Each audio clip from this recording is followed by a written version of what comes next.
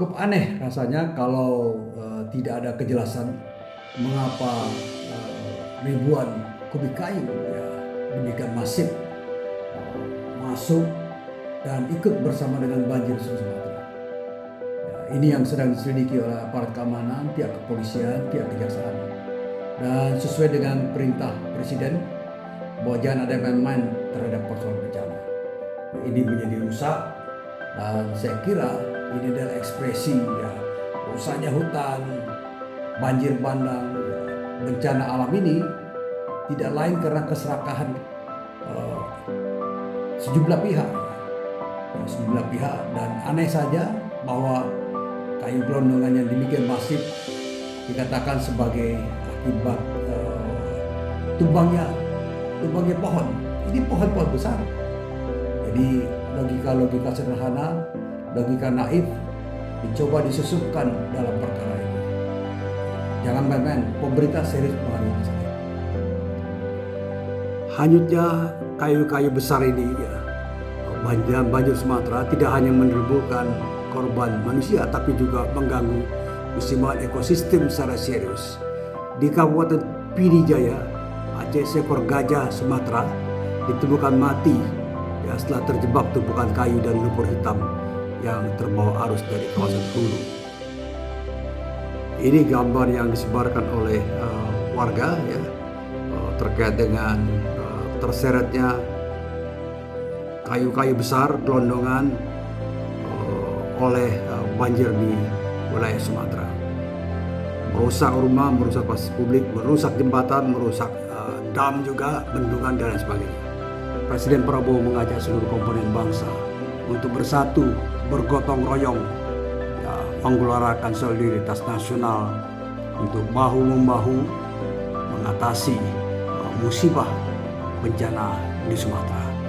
Dan Presiden telah mengerahkan seluruh kekuatan komponen pemerintahan baik sipil, militer maupun kepolisian serta kementerian-kementerian teknis untuk mengatasi masalah ini, mulai distribusi pangan, distribusi bantuan sampai kepada upaya untuk mengatasi kerusakan fasilitas yang sangat urgen di seluruh wilayah Sumatera yang terkena dampak. Dan sudah mulai dikerjakan melibatkan alat-alat berat dan ini adalah satu sikap pemerintah ya, bahwa bekerja sungguh-sungguh, bekerja serius dan Presiden langsung terjun ke lapangan. Tidak main-main. Presiden datang ke Sumatera Barat melihat daerah bencana langsung dan ditemani oleh gubernur dan pejabat-pejabat pemerintah daerah pusat.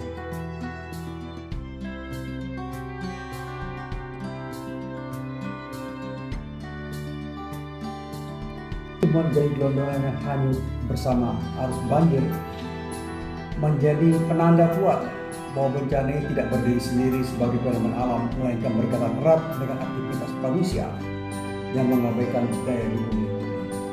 Artinya, banjir besar yang melanda sejumlah wilayah di Sumatera sejak akhir November 2025 tidak hanya menyisakan kerusakan infrastruktur dan korban terdampak, tapi juga kembali membuka persoalan lama terkait deforestation, tata kelola hutan dan penataan ruang yang rapuh.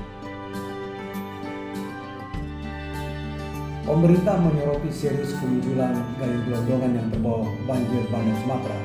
Material tersebut diduga kuat berasal dari aktivitas pembukaan hutan untuk kebun sawit serta praktek kehutanan yang tidak berkelanjutan.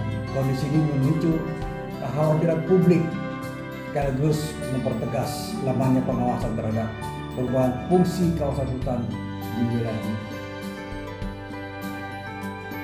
Menteri Lingkungan Hidup Hanif Faisal Taufik menegaskan kemunculan kayu gelondongan saat banjir bukanlah fenomena alam semata.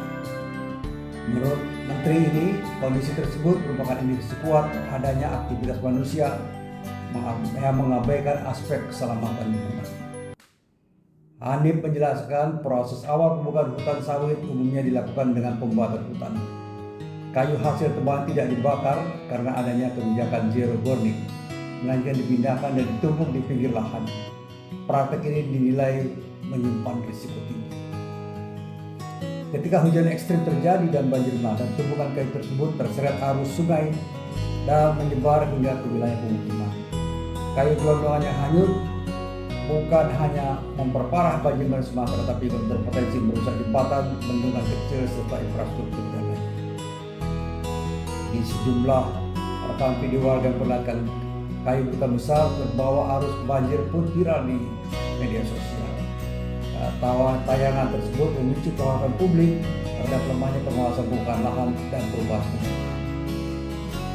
Ini juga menjadi problem besar.